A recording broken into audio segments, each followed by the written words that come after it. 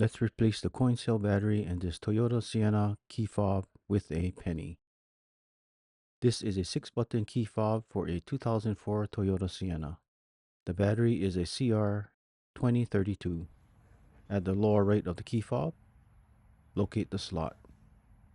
Insert the penny and give it a slight twist. And lift off the back cover. Press and slide out the battery with your thumb.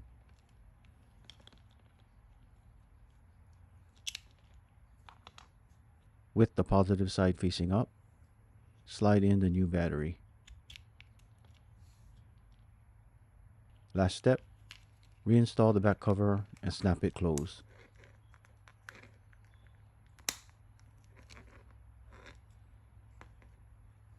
Easy peasy.